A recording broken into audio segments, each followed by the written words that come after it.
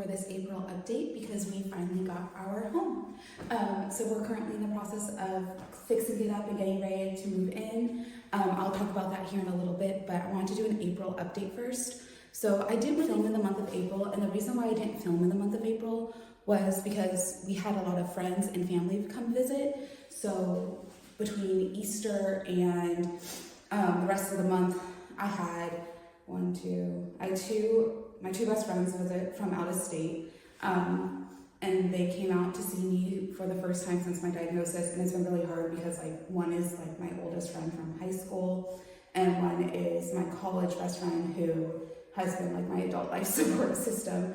So they came out and they finally were able to see me and visit. So I didn't really want to spend the time filming or putting priority on the vlog and my vlog and all that stuff because I wanted to spend the time with them and really get quality time in. But I had a great time. It was amazing visits, going to the aquarium, meeting my newest godson and spending time with my first godson, and then spending time with my friend Lauren from Texas, of course, and getting to do a paint night with her and just having a fun little weekend, and then having Easter with my whole family. So it was kind of a crazy month.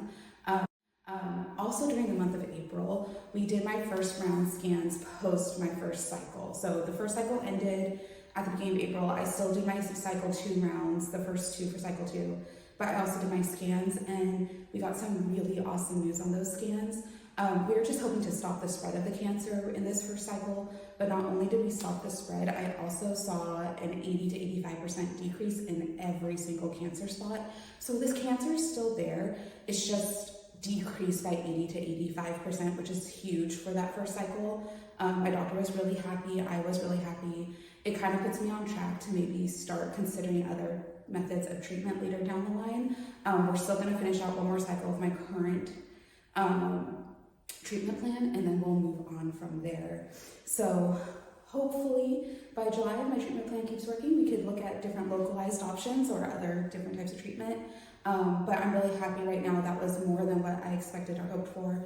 So it kind of put a really great sort of positive spin on what we're about to do this month.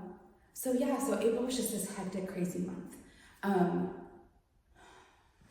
So we're gonna go ahead and now talk about what's happening now. So in the month of May, in the first week, we ended up getting keys to our home. And this is gonna be where we make our home. And we kind of wanted it to be a sanctuary, not only for myself, but for my husband, and also for anyone who comes and visits us. And we want to make it highly focused on being treatment friendly. So in other words, we design the house flow and the house functionalities to be a contributing factor to a continuous positive treatment. Sorry, my husband's texting me because he's not here with me. So we're in the process of remodeling. So we're taking our time doing it. We're going to be here for remodeling for about 2 months before we actually fully move everything in. But I'm really excited. So we're going to take on the journey. Right now, if you can't tell, we're just kind of getting started. We have a lot of things we're working on. We're working on cleaning up the walls and choosing out our paint colors. We have to redo half the kitchen. We have to remodel a bathroom. And this is because this property used to be a rental property. So something with rental properties is you kind of come in knowing that there's going to be damage. So we knew we were kind of getting a fixer-upper. So we kind of understood that. But I'm going to kind of take you along. So I'm actually here today to want to give you an update, but also just to let you see the first room. This is the first room we're kind of working in. It's the room that's come the furthest. Our goal was if we got one room done, the first main one with the minor problems and some stuff, we could start moving some things in to make things a little bit more functionality, because right now we're working off of folding tables. And then we're going to kind of just work through the house room by room. So we're in our living room right now. So this will be the main room. It will also be what's called my recovery space. So if you've seen previous videos before, you know at my parents' house, I have a little recovery nook. We're going to create one here as well. It's actually going to be right there where you see that chair. So it's a little nook. It actually is kind of off in its own little space. It has its own few walls that we work with. And then the primary living room will be where I'm standing.